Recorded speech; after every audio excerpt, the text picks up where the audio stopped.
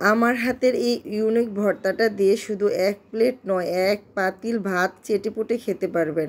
আর সাথে আছে আরও মজার দুইটা রেসিপি, তাহলে তো এক পাতিল ভাত খাওয়া আজকে কোনো ব্যাপারই না। আর এই ভর্তাটার নাম ইউনিক কে দিয়েছে জানেন? ভিডিওর সাথে থাকবেন, অবশ্যই ভালো লাগবে আজকে তিনটা রেসিপি। আসসালামু আলাইকুম, সবাই কেমন আছেন? আশা করি সবাই খুব ভালো আছেন। আমাদের ময়না খুব পছন্দ করেছে তার মনির হাতের, মানে আমার হাতের এই ভর্তাটা। সে চাইনিজ, রোস্ট, পোলাও সবই পছন্দ করে। সাথে মনির হাতের এই ভর্তাটা তার অনেক বেশি পছন্দ হয়েছে, তার নাম দিয়েছে সে ইউনিক এ ভর্তা। তো আজকে ইউনিক এ ভর্তা ছিল আমার নাস্তায়। তো যাই হোক, চা, তারপরে হচ্ছে ডিম পোস্ট, রুটি আর এই ভর্তা দিয়ে আজকে নাস্তাটা সেরে ফেললাম। আর নাস্তা খাওয়ার পর চলে আসলাম রান্না করতে। মাছগুলি ফ্রিজে কেটে রেখে দিয়েছিলাম, আর এই তো খুব ভালো করে শিং মাছগুলি পরিষ্কার করে নিলাম। আর সাথে যে সবজিগুলি ধুয়ে নিচ্ছি, সব কিছু কেটে কুটে পরিষ্কার করে রান্না করতে আমার বেশ ভালো লাগে। গুছিয়ে রান্না করতে বরাবরই আমার অনেক বেশি পছন্দ। তো যাই হোক, মাছগুলি পরিষ্কার করে নিলাম, নিয়ে এখন হলুদ, লবণ, মরিচ দিয়ে মেখে নিলাম, এখন ভেজে নিব। তো যাই হোক, অফ ক্যামেরায় আমি মাছগুলি খুব সুন্দর করে ভেজে নিয়েছি। এখানে আজকে উস্তাবাজি করব। উস্তাগুলি কেটে সব কিছু নিয়েছি, রসুন, পেঁয়াজ, ধনিয়া পাতা, কাঁচামরিচ। তো রান্নার আগে না এভাবে গুছিয়ে আমার পরিষ্কার পরিচ্ছন্ন করে নিয়ে তারপরে রান্না করতে আমার খুবই ভালো লাগে। রান্নাঘরটা যদি ক্লিন থাকে, রান্না করতে কিন্তু মনটা খুব ভালো লাগে। তো যাই হোক, আমার এই চুলার মধ্যে রান্না করতে একদমই ভালো লাগছে না, কিন্তু কেন জানি চুলা হলে আমার চুলাটা ফেরত দিয়ে যাচ্ছে না, তারটাও নিচ্ছে না। 2 দিন যাবৎ এই চুলাতেই রান্না করতে হচ্ছে বাধ্য হয়ে, কিছুই করার নেই। তো যাই হোক, এখানে আমি এই তো কথা বলতে বলতে পেঁয়াজ ভালো করে ভেজে তারপরে সব মশলা দিয়ে কষিয়ে নিয়েছি। এখন গাছ থেকে কিছু ঢেঁড়স এনে সেটাও আমি দিয়ে দিলাম।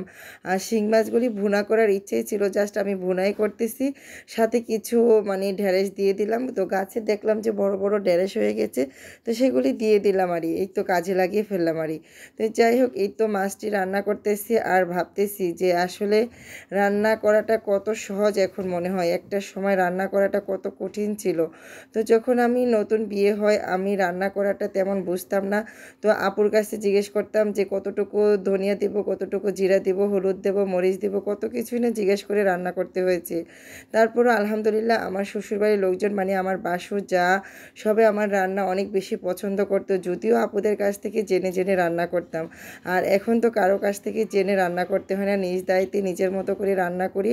আর সেই রান্নাগুলি অনেক বেশি মজা হয়, আমার পরিবারের সবাই অনেক বেশি পছন্দ করে। তো যাই হোক, মাছগুলি রান্না কমপ্লিট হয়ে গেছে, তো আমি তুলে নিচ্ছি।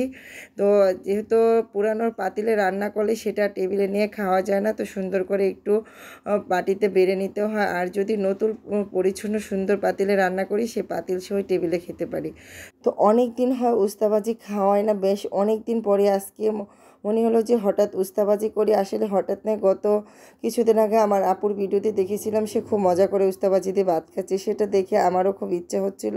তা আজ আমিও উস্তা ভাজি করে আলহামদুলিল্লাহ অনেক মজা করে ভর্তা, শিং মাছ দিয়ে ভুনা, তারপরে ভাজি দিয়ে ভাত খেলাম। তারপরে এই তো বিকালবেলা কিছু কাপড় চোপড় রোদ্রে দিয়েছিলাম ছাদে, সেখান থেকে নিয়ে আসলাম।